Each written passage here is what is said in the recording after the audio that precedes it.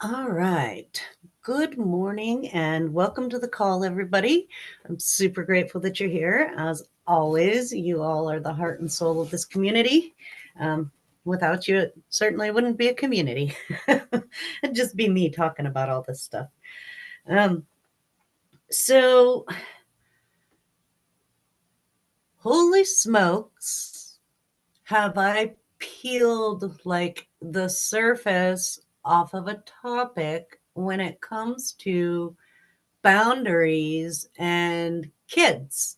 Um, there's a few things that I want to reflect on in this conversation. There's a few points that I've made, and a lot of things have come up around those points, like on Facebook in the bigger group, talking to larger crowds of people, also with a lot less information, right? When we get on these calls, we have the opportunity to really throw these ideas around and peel off of the layers and figure out what feels good to us and what will work for our families. And Facebook is kind of a platform for throwing around like primary concepts and the beginnings of ideas and things like that. So um, I want to start at the beginning. I had posted, I don't know, about a week ago, um,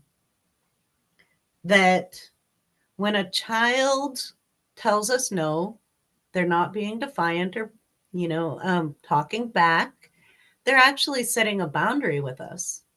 And the majority, like there was a really good turnout and a lot of people understood this.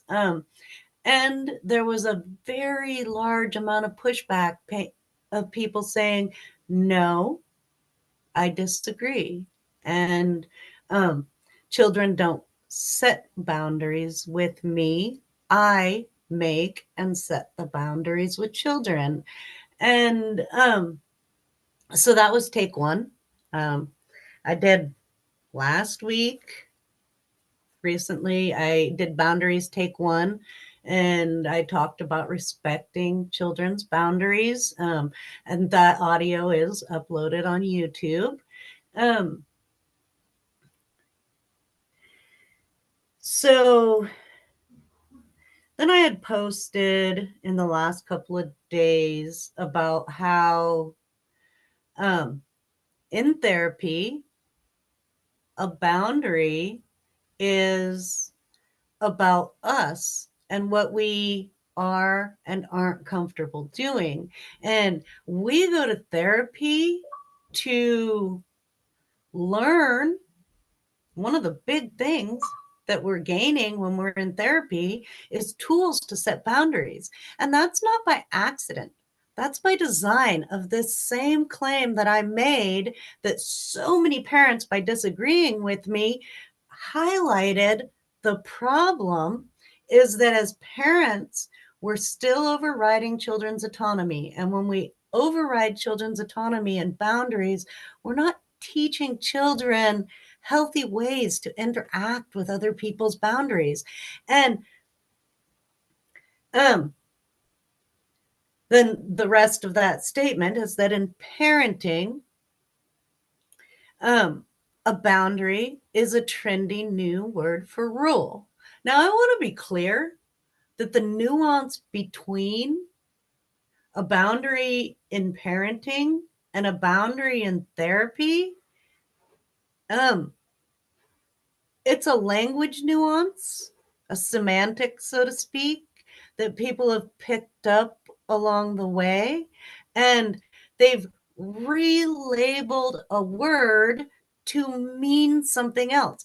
And here I'm finding that really problematic because the design was we set a boundary like, I don't want to go to grandma's house because it's really uncomfortable for me there. And our parents set a rule that was, you have to go to grandma's house and we're not really interested in your feedback. Don't backtalk, right? And that's maybe an extremity. Um, extremities work really well to highlight examples. So um, that was the thing. that made it hard for us to set boundaries because people pushed back against us when we were small. We had very little autonomy and like no power. We didn't have any legal power. We didn't have physical power. We didn't have the ability to make choices for ourselves. We didn't have the ability to find a way to set boundaries for ourselves the way that we can do as adults. If I don't like the way that you're treating me, I have the option to choose to remove myself from that situation. That is not an option that a child has. They don't have the physical abilities short of running away, but they don't have legal power there and they will be brought back. So, like, if we're looking at all of this, we're going, wow. So, kids are trapped in a corner behind kids' rules, behind parents' rules, and now parents have changed the goalpost from something that's a really important relational skill, setting boundaries, to being the new word for the thing that overrides the boundaries.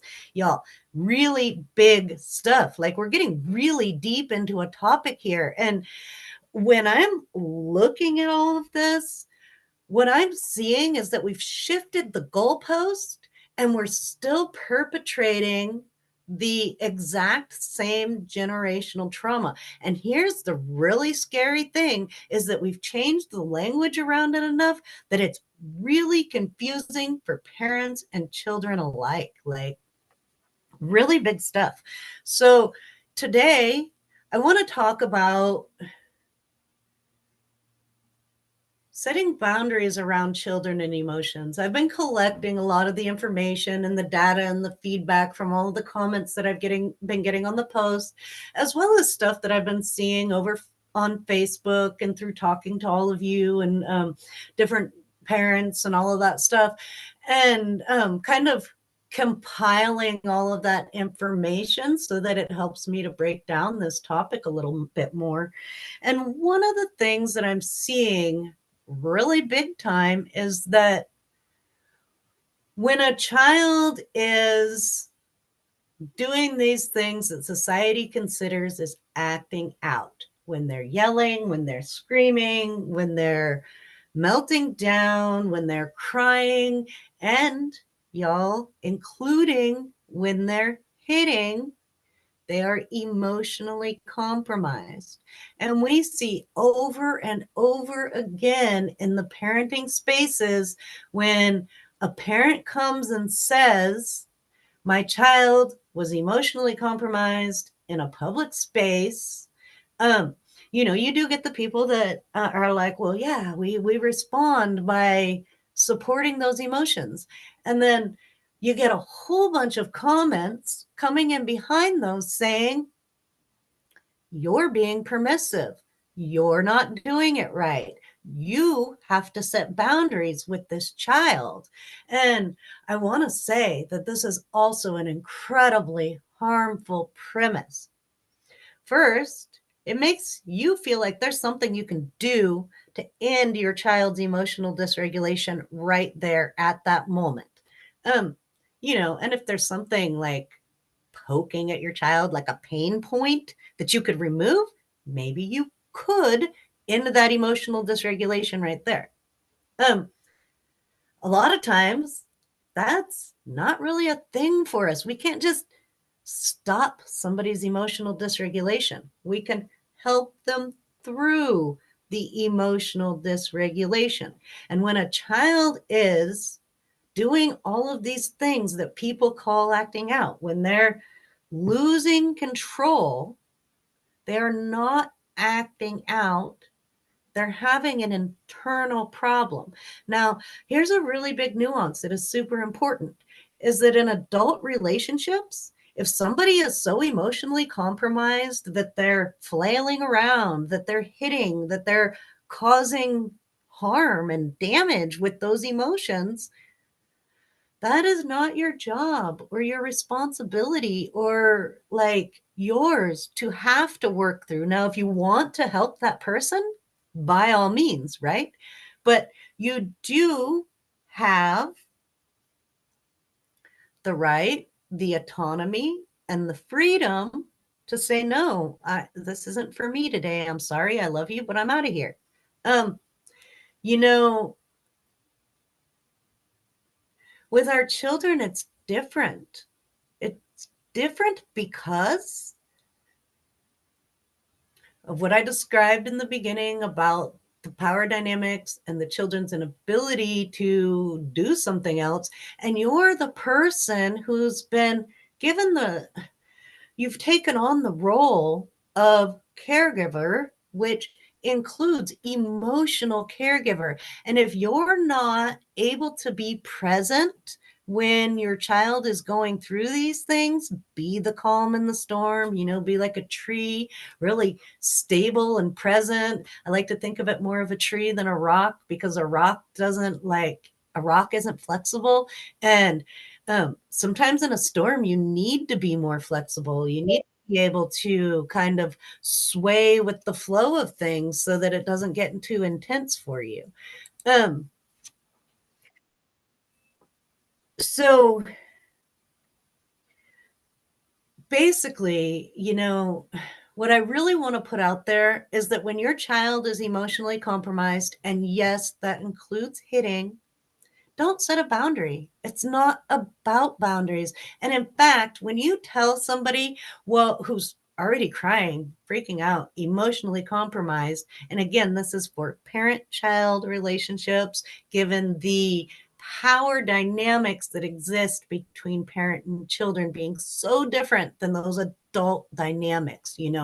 When you tell somebody who's so emotionally dysregulated that they can't control their lower brain actions like hitting, and you tell them, well, until you get control of yourself, I'm not there for you. I've got to leave. I've got to remove myself.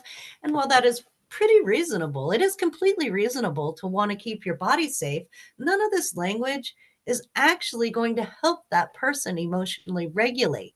And our goal as a parent, when our child is emotionally compromised, um, could be, I would love to see it be, that we are helping that child gain tools to process an emotion in healthy ways that doesn't include hitting. We're trying to help that child grow developmentally past hitting when they become emotionally compromised and they've lost control of all of their functions, and have other tools to express what they're going through. And the toolbox for that, because I've already been talking a long time and I don't want to go on forever and take up our group coaching call for this, the toolbox for that, like, how do we keep our bodies safe? How do we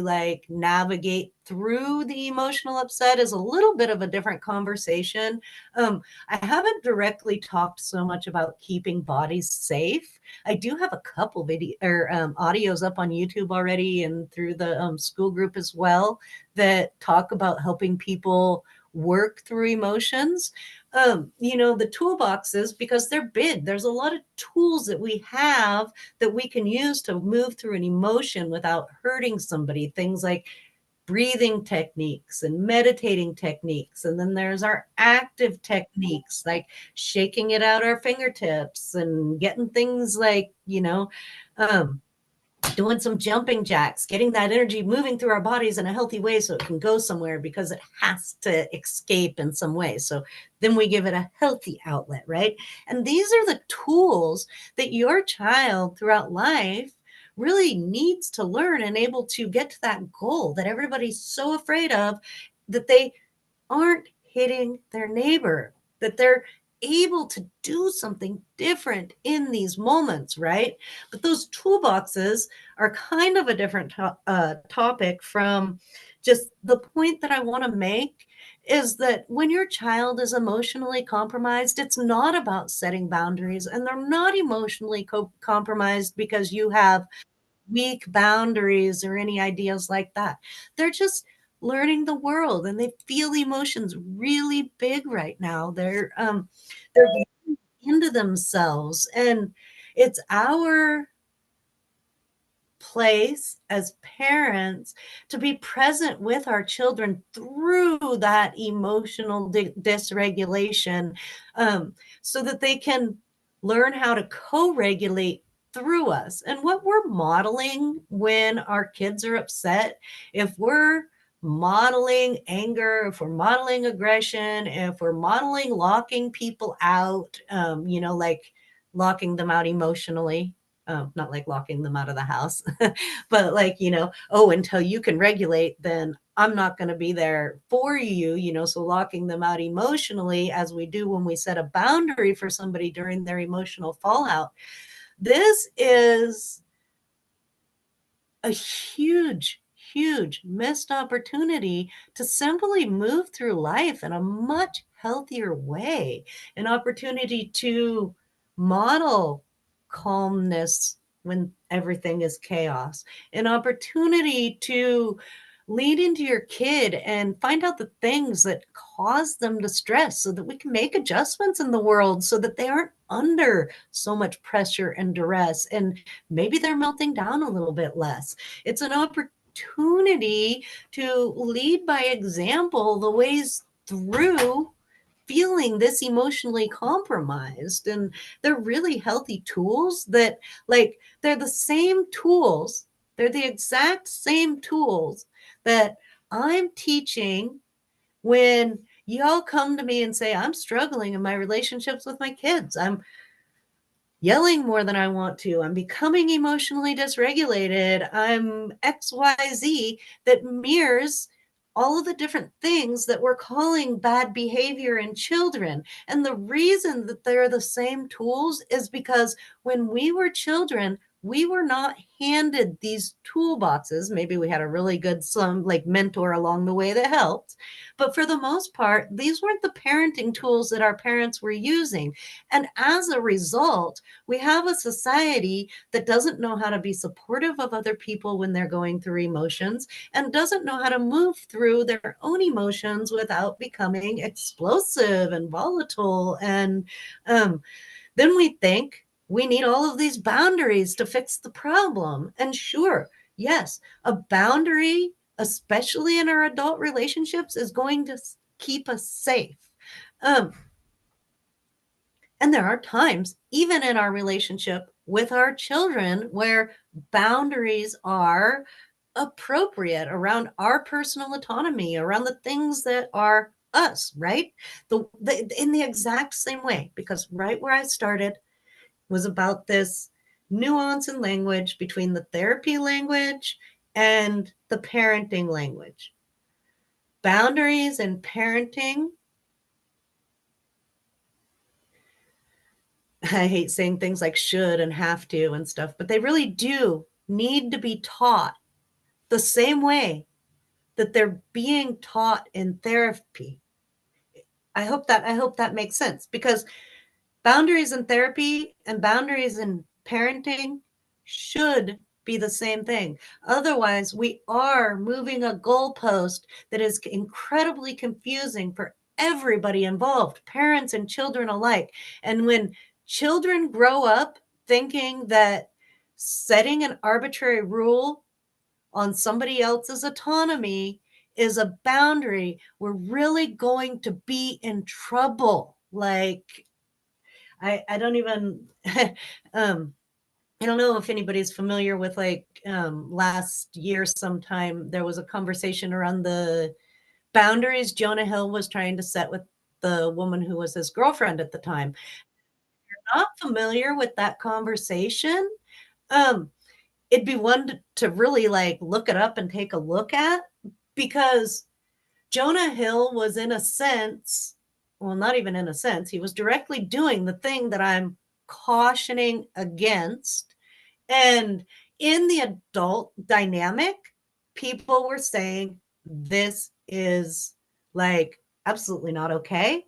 And, she left him for trying to set those kinds of boundaries because they were controlling, and they impinged on her ability to, like, lead a life, and, like, they were actually impinging on her work and things like that. So